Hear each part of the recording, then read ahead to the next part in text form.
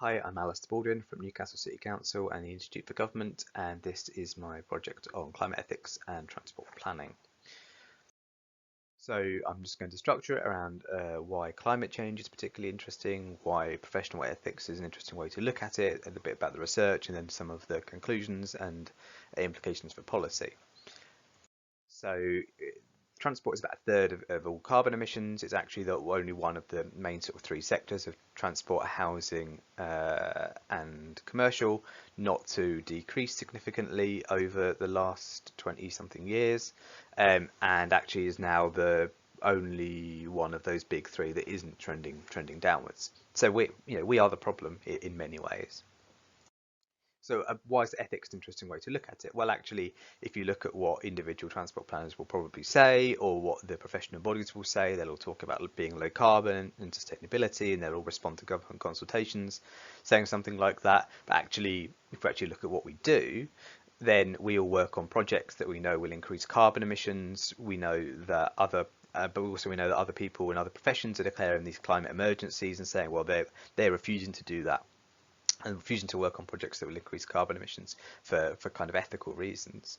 And one of the inspirations for this sort of bit of work that was part of my Transport Planning Society bursary was that tweet in the top right hand corner where three major consultancies said how excited they were to work on this project. Three consultancies that will talk about how into sustainability they are, but that project increases carbon emissions by 2 million tonnes over 60 years. But there you go.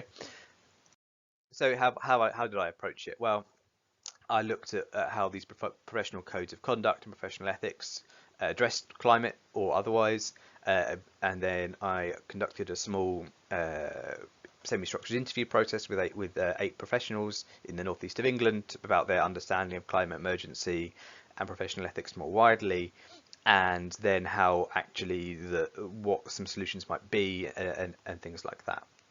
And throughout, I've got these sort of little quotes in the bottom of the screen from that people have said to me, or from wider research that are helpful to illustrate some of the points being made.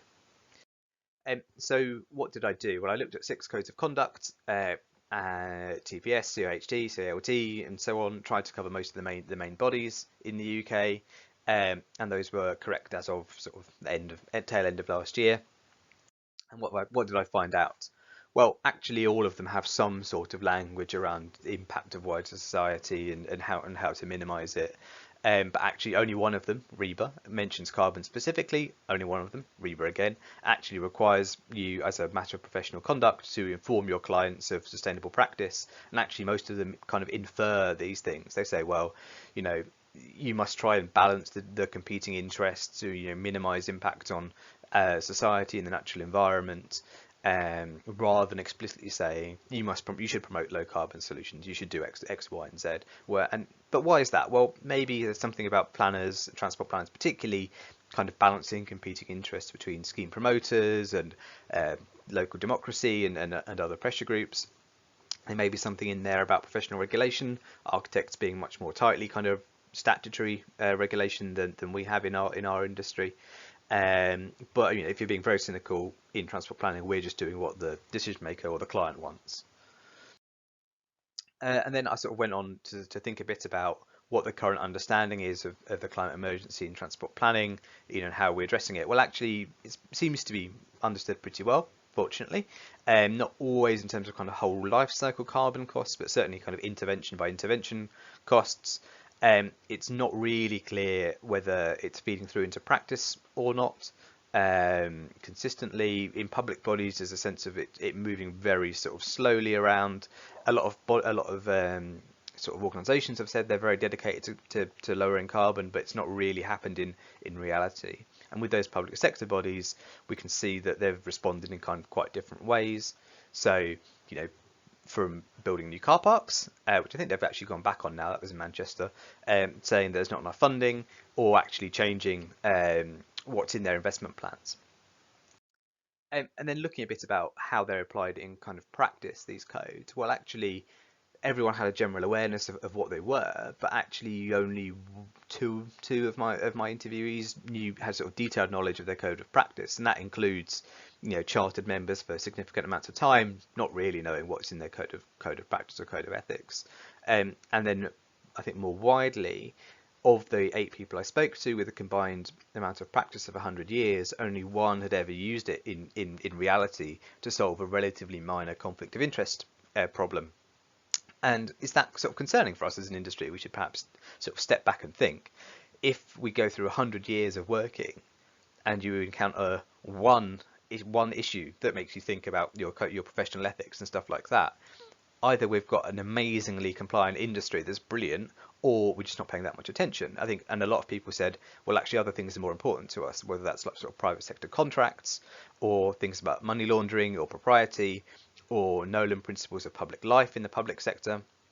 There are sort of other things in that mix. So I thought that was particularly kind of interesting.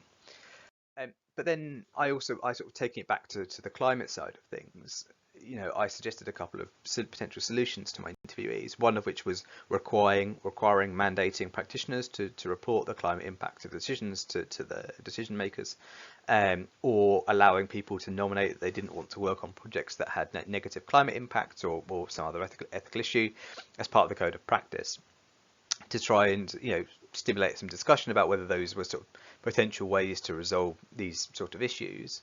And actually, in terms of informing decision makers, well, actually that is already in place in quite a lot of sense. Is in public bodies. If you go and look at public reports, it will say the climate impact of the decision are vaguely negative or vaguely positive, but then they're not consistently reported. They're often quite high level. Or they talk about generally the environment as a concept rather than particularly climate.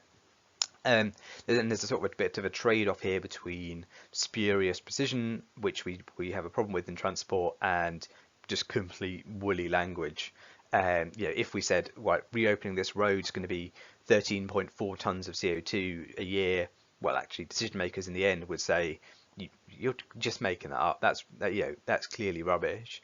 We have to think about how we can provide decision makers with information on the impact of their decisions, but we don't just fall into the transport trap of modelling everything to the nth degree and claiming that is the end of the universe. So then I sort of moved on to thinking a bit about allowing people to nominate to not work on projects that kind of offended their professional ethics or were negative for climate. That there was a lot more skepticism there, particularly among people who managed people.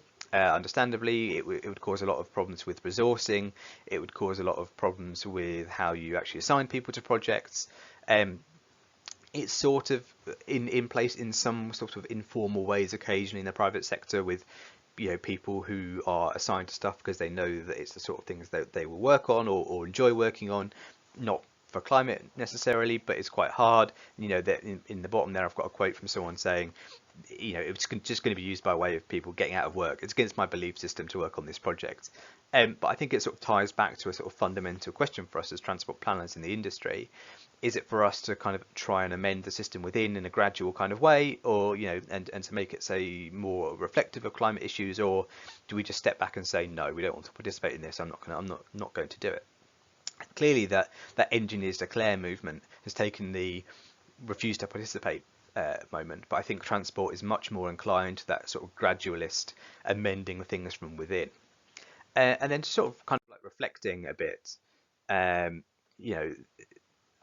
turned to sort of some of the principles of transport planning from the TPS, and that we need to perhaps maybe step back to these and think about these a bit more when we're sort of bringing things forward. Meeting those key quality of life objectives about improving economic, environmental, and social sustainability. Actually, a lot of our planning policies or other policies say that sort of thing, but if you actually look at what we deliver on the ground, that's not the case. And then so then those sort of principles of integrity, clarity, and I think constructive challenge is particularly important. We need to be always ensure that we're making this constructive challenge for decision makers. And then kind of my conclusions are, codes of conduct do sort of unevenly discuss climate change. There may not be the place to deal with such a huge issue, and the rhetoric hasn't fully gone through into practice. But we need to continue that engagement with decision makers on the climate impacts of decisions, and ensure that we're able to express those impacts, and perhaps think for the professional bodies more widely to advertise the code and undertake more detailed discussion of what it could mean in practice. And that's all. Thank you very much.